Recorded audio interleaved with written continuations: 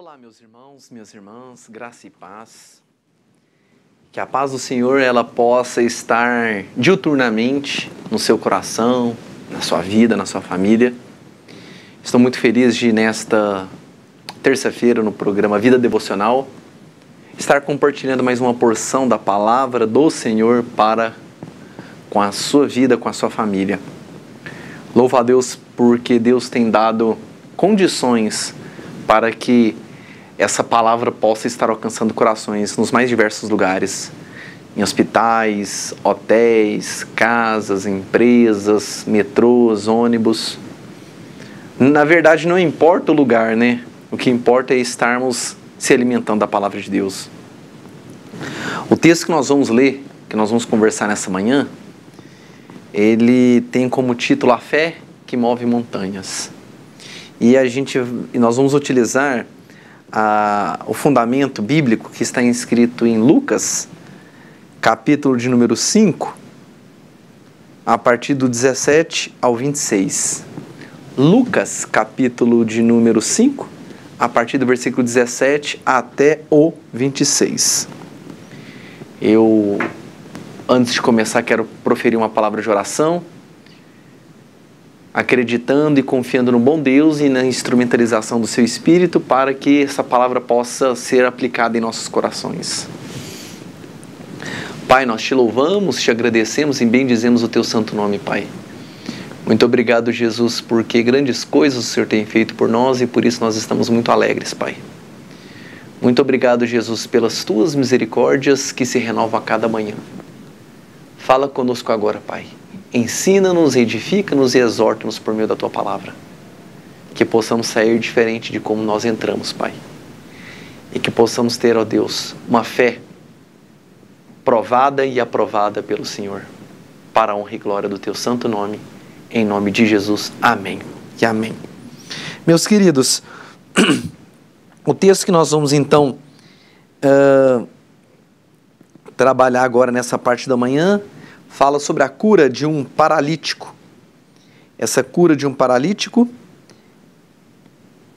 é a de Cafarnaum. Foi quando aquele texto tão conhecido por nós, quando Jesus ele esteve sentado com seus discípulos e aquele paralítico chegou, sobre o telhado. Mas vamos entender o que a palavra do Senhor nos diz. Ora, aconteceu que, num daqueles dias, estava ele ensinando e achava-se ali assentados fariseus e mestres da lei, vindo de todas as aldeias da Galileia, da Judeia e de Jerusalém. E o poder do Senhor estava com ele para curar. Vieram então uns homens, trazendo em um leito um paralítico, e procuravam introduzi-lo e pô-lo diante de Jesus. E não achando por onde introduzi-lo, por causa da multidão, subindo ao eirado, o desceram no leito, por entre os ladrilhos, para o meio, diante de Jesus. Vendo-lhes a fé, Jesus disse ao paralítico: Homem, estão perdoados os teus pecados. E os escribas e fariseus arrazoavam, dizendo: Quem é este que diz blasfêmias? Quem pode perdoar pecados senão Deus? Jesus, porém, conhecendo-lhes os pensamentos, disse: Que arrazoais em vosso coração? Qual é mais fácil dizer: Estão perdoados os teus pecados, ou levanta e anda? Mas para que saibais que o Filho do Homem tem sobre a terra autoridade para perdoar pecados, disse ao paralítico: Eu te ordeno, levanta-te, toma o teu leito e vai para casa. E imediatamente se levantou diante deles e, tomando o leito em que permanecera deitado, voltou para casa glorificando a Deus. Todos ficaram atônitos, davam glória a Deus e, possuído de temor, diziam: Hoje vimos prodígios. Amém, amém e amém. Meus queridos, esse texto é um texto que ele é comumente em ambientes de escola bíblica dominical, em estudos, reflexões, ele é muito debatido, porque ele fala justamente de um milagre muito particular que Jesus fez. É interessante que o contexto dessa história, ele fora descrito de três formas diferentes. fora descrito por Mateus, fora descrito por Marcos e também fora descrito por Lucas. Cada um naturalmente com enfoque, com uma tônica clara para um público claro, mas em ambos os casos mostrando o quê? O poder que estava sobre Jesus e o ministério que ele estava exercendo no meio dos gentios, no meio dos fariseus e dos demais. É interessante que esse texto, meus queridos, ele começa dizendo, quando a gente olha esse texto por meio de Marcos, quando a gente olha em Marcos capítulo número 2, é muito interessante porque esse texto começa dizendo o seguinte: dias depois entrou Jesus de novo em Cafarnaum. Cafarnaum quer dizer o quê? Uma aldeia, a origem da palavra Cafarnaum é uma aldeia de consolo, de perdão. É interessante, né? Aldeia de consolo e perdão. E o texto fala que Jesus voltando em Cafarnaum. Se Jesus estava voltando em Cafarnaum é porque ele já estava lá? Se retirou e ele estava voltando. Porque o mesmo Jesus que consola, o mesmo Jesus que restaura, o mesmo Jesus que perdoa, o mesmo Jesus que vivifica, o mesmo Jesus que coloca de pé, ele sempre tem a possibilidade de fazer isso, ele sempre pode fazer isso, e naquele momento ele voltou para fazer isso. É tão interessante que no Evangelho de Marcos fala de Jesus voltando a Cafarnaum. Então, se ele voltava a Cafarnaum é porque exatamente naquele momento ele tinha uma missão muito clara. E a Bíblia continua dizendo que ele estava ali sentado num ambiente em que estava assentado junto aos fariseus e mestres da lei, vindo de vários locais. Na verdade, as pessoas que estavam ali ao seu redor, os fariseus, os mestres da lei, eram talvez aquela turma ultra religiosa que estava ali tão somente confiscando as palavras que Jesus estava dizendo. Aquela turma ali estava tão somente identificando a veracidade ou as possíveis heresias que Jesus poderia falar na visão deles. Não eram pessoas que estavam ali claramente desejosas de conhecer Jesus em profundidade, em saber que ele realmente era o Messias, o enviado de Deus. Mas eles estavam ali por muitas vezes querendo o quê? Tão somente produzir provas contra Jesus no que tange o quê? Ao seu ministério. É interessante que a palavra do Senhor fala que ele estava ensinando e que o poder do Senhor estava com ele para curar. É interessante que em Mateus não é descrito essa parte, e muito menos em Marcos. Em Lucas, o Dr. Lucas deixa muito claro, retratado, e o poder do Senhor estava com ele para curar. Jesus, apesar de estar na sua passagem como um ser humano, como homem, mas também ele era o que? Deus. Ou seja, ele tinha o poder para curar. E é interessante que o poder para curar, as curas, visavam tão somente a glorificação do Deus Todo-Poderoso. Nós não podemos ir atrás de curas como forma de testemunho, mas nós temos que ter a oferecer as curas como forma de glorificação a Deus. Porque Ele é o único que pode fazer isso na minha vida e na sua vida. E é interessante que o texto continua dizendo, falando o seguinte: e vieram então uns homens trazendo em um leito um paralítico. Os homens estavam trazendo um paralítico. É tão interessante que eu até conversando hoje pela manhã com a minha esposa sobre essa questão de você ter boas escolhas. Boas escolhas. Você tem pessoas, você tem amigos que te levam para mais perto de Jesus. Você tem amigos que te levam para a presença de Jesus. Você tem amigos que certamente eles te levam para conhecer mais Jesus. Na nossa caminhada cristã, a decisão, ela está diária na nossa frente, que tipo de pessoas a gente quer que caminhe conosco. Quem são aquelas pessoas que no dia mau, no dia triste, no dia da enfermidade, no dia da tristeza, no dia da dor, elas estarão ou poderiam estar ao seu lado.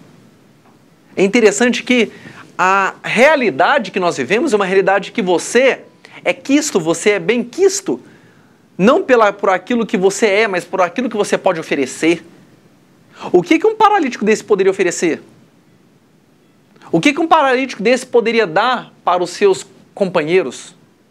Uma pessoa que a Bíblia não relata, mas que certamente já estava há muito tempo sitiado, deitado, enclausurado naquela cama.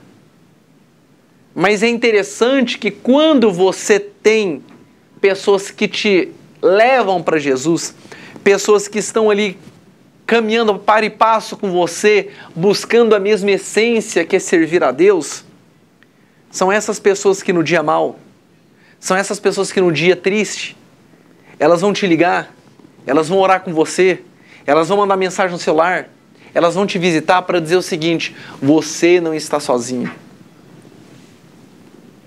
Você não está sozinho. Só sabe o valor de uma amizade que te leva para Jesus quando você passa um dia mal.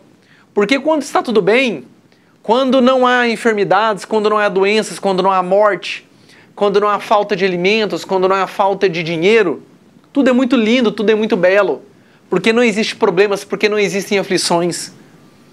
Mas quando você entra dentro de uma realidade, de uma tempestade, onde você tão somente tem a Deus como seu direcionador, Ele envia pessoas que você lá atrás escolheu, pessoas que caminham com você, com Jesus, para poder te ajudar.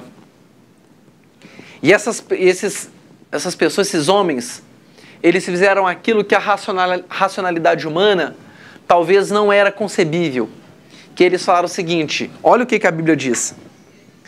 Eles procuravam introduzi-lo e pô-lo diante de Jesus. Talvez aquele enfermo, talvez na conjectura dos nossos pensamentos, aquele enfermo poderia não conhecer a Jesus, mas os homens que carregavam conheciam. Qual era a ideia dos homens que carregavam Jesus? Nós conhecemos Jesus. Nós conhecemos que Ele pode fazer milagres, que Ele pode restaurar, que Ele pode transformar. Nós conhecemos um Cristo que pode, que nós ouvimos, que nós conhecemos, que nós falamos, que Ele transforma a realidade e a vida das pessoas. E essa pessoa, esse nosso amigo que está aqui, nessa cama, nesse leito, precisa conhecer Ele, precisa ter Ele de frente a frente. É interessante que eles queriam introduzi-lo de uma tal forma que quando eu disse que eles fizeram o que era não racional, é o seguinte: você levar uma pessoa acamada para cima de um telhado para poder descer. Primeiro que nós temos aqui um desafio de ordem prática. Você levar uma pessoa adoentada, paralítica, para cima de um local é um risco muito grande, porque a pessoa já tem profundas limitações na sua movimentação, na sua locomoção. E você levar ele para um local aonde que pode gerar risco, que pode gerar problemas ou deslizes, você está talvez acentuando mais ainda o resto de limitação que aquele paralítico tem. Mas eu quero abrir um parêntese para dizer o seguinte: que fé é essa de 4 amigos que queriam demasiadamente levar na presença de Jesus um paralítico? Que fé que é essa que 4 amigos talvez não conjecturaram limites, talvez não conjecturaram impedimentos, talvez não conjecturaram obstáculos, mas para eles tão somente perpassaram a seguinte ideia: para nós não há limitação, queremos Jesus. Para nós não há limitação, queremos a presença do Mestre. Para nós não há impedimentos, queremos o toque do Mestre. Para nós não há impedimentos, queremos que o Mestre libere uma palavra. Para nós não há qualquer tipo de obstáculo, queremos o toque de Jesus. A minha pergunta para você nessa manhã é o seguinte: você tem uma fé semelhante a esses homens que não colocam impedimentos? Você sabe qual que é o grande problema da nossa vida? O grande problema da nossa vida é que a gente quer colocar Jesus numa caixinha para dizer o seguinte: tem coisas que Ele consegue fazer, tem coisas que Ele não consegue fazer, tem coisas que Jesus dá certo para fazer, tem outras que não dá. Queremos limitar, queremos dizer que Jesus ele consegue fazer algumas coisas, mas outras talvez são impossíveis ou demasiadamente difíceis para ele. Eu venho aqui nessa manhã dizer em nome de Jesus para você que o mesmo Deus do passado que cura é o mesmo Deus do presente e sempre será o Jeová Rafá, é o Deus que cura. É interessante que a Bíblia continua falando que subindo no eirado, desceram no leito por entre os ladrilhos. Ou seja, Jesus estava dentro de um ambiente extremamente cheio de pessoas, mestres da lei, pessoas religiosas, em que certamente não havia espaço para movimentação. Eles sobem no telhado e começam a descer aquela cama. Quando eles começam a descer aquela cama desce de uma tal forma que eles não, talvez, na coerência dos nossos pensamentos, entenderam se tinha espaço ou não tinha espaço, se era confortável ou não confortável. A lógica, a fé que aqueles 4 homens tiveram, foi uma fé tão extraordinária que eles falaram o seguinte: nós vamos descer. Ele é na presença. Nós vamos descer esse nosso amigo aqui, é de frente a frente com ele. A gente não vai ficar aqui de fora esperando as pessoas saírem, porque elas vão sair e a gente não vai ter condição de encontrar Jesus. A gente vai colocar aos pés de Jesus, porque é aos pés de Jesus que a gente tem perdão, aos pés de Jesus que a gente tem cura, aos pés de Jesus que a gente tem transformação, aos pés de Jesus que os nossos sonhos despedaçados, eles são restaurados. É aos pés. Então é interessante que é aos pés que as coisas são realizadas. É aos pés de Jesus aonde a nossa esperança é renovada. É aos pés de Jesus aonde o nosso ser é revigorado. É aos pés. A última palavra é dele. A última palavra é dele. A última palavra é dele. Ele pode fazer o de repente. O de repente de Deus na nossa vida pode acontecer a qualquer momento.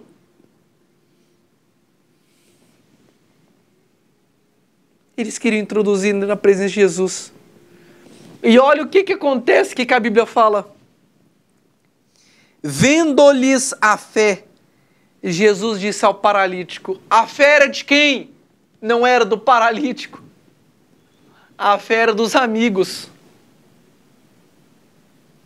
Tem dia na nossa vida que a fé dos nossos amigos vai nos ajudar a fortalecer a nossa fé.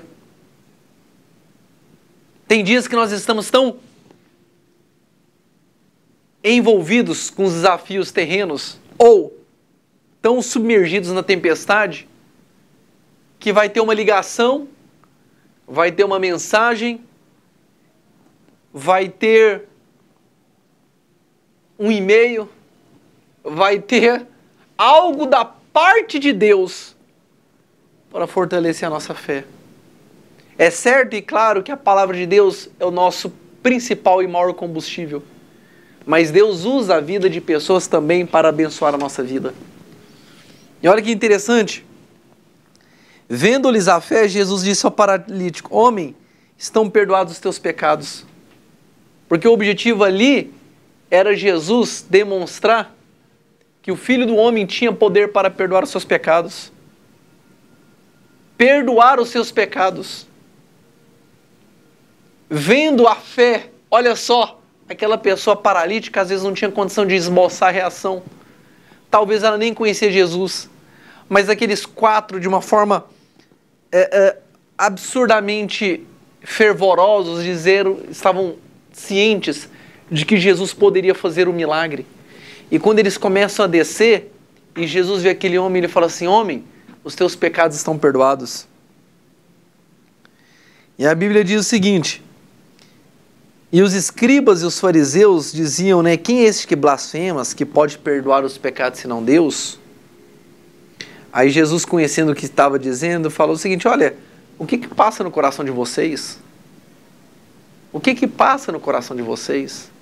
A incredulidade, a apostasia, a falta de uma experiência, de um relacionamento íntimo com Deus, faz vocês até duvidarem daquilo que era o mais lógico, que era você ver Jesus operando maravilhas.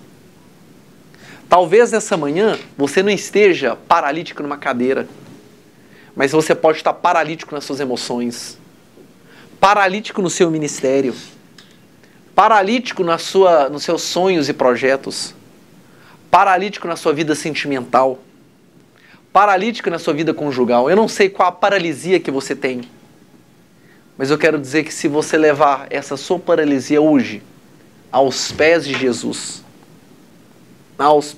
sabe o que vai acontecer? O que é mais fácil dizer? Estão perdoados os teus pecados ou levanta e anda? Jesus começa a entrar numa reflexão dizendo o seguinte: pessoal, eu falei para aquele homem que os pecados deles estão perdoados, mas o que existe dentro do coração de vocês é tão pecaminoso, é tão horroroso a forma de julgamento, que a minha nova reflexão é: o que é mais fácil, falar para um homem que os pecados deles são perdoados ou levanta e anda?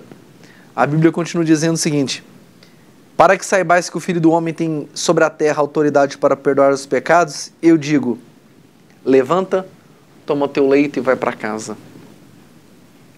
Para que saibais que o Filho do Homem é o único que tem poder para perdoar os pecados, eu vou demonstrar para vocês que o Filho do Homem, que é aquele que tem todo o poder para perdoar os pecados, para redimir os seus pecados, para lavar os seus pecados com o sangue purificador, ele também pode fazer para que a glória de Deus seja reverberada o seguinte: levanta, toma teu leito e anda. Por que Jesus fala levanta, toma teu leito e anda? Porque a Bíblia fala que imediatamente ele se levantou diante deles e, tomando o leito em que permaneceu deitado, voltou para casa glorificando a Deus. A missão ali foi completa e concluída com sucesso, porque ele levantou, pegou o seu leito e foi para casa glorificando a Deus. Porque toda cura, todo milagre, todo tipo de transformação visa tão somente a manifestação da glória de Deus. Mas o tomar o teu leito, o levantar, tomar o teu leito e andar, ensina para mim e para você nessa manhã o seguinte: nunca esqueça de onde você estava. Nunca esqueça de onde você estava paralisado, de onde você estava literalmente inerte. Pega esse teu leito, levanta e anda. Para você nunca esquecer, quando você estiver andando com o seu leito na mão, de onde você estava e quem te curou. De onde você estava e quem estendeu a mão. De onde você estava e quem levantou você. De onde você estava e quem te curou. Nunca esqueça. Nunca esqueça do Jesus Cristo da Galileia. Nunca esqueça do Galileu. Porque foi ele que levantou e estendeu a mão para essa paralisia emocional, física, mental, emocional, e te fez andar de novo.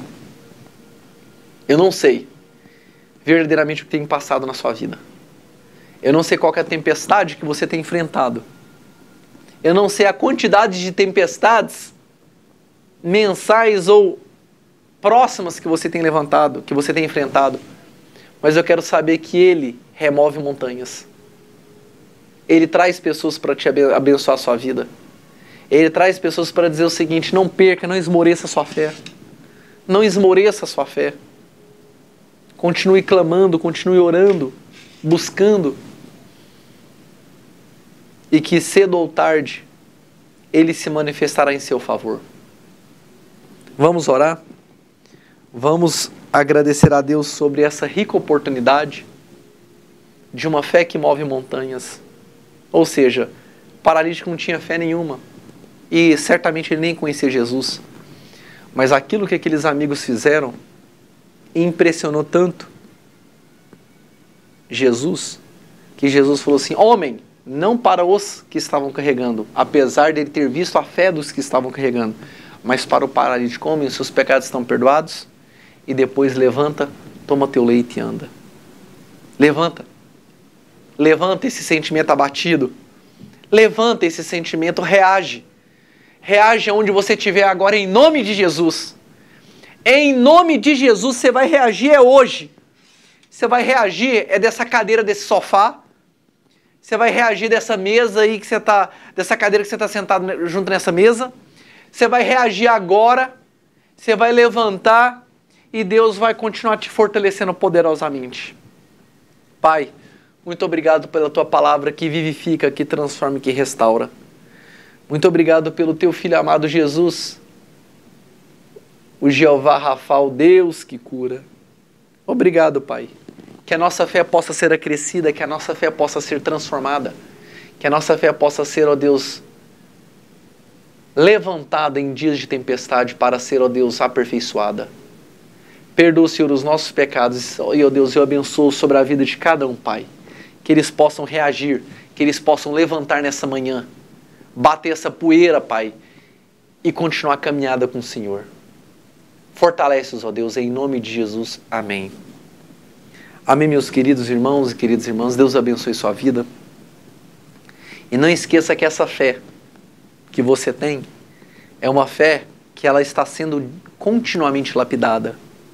Mesmo que você não entenda, mesmo que você não acredite, mesmo que você não concorde a forma como as coisas estão sendo conduzidas, mas há um Deus que tem toda a governabilidade dos céus, da terra e da sua vida nas suas mãos.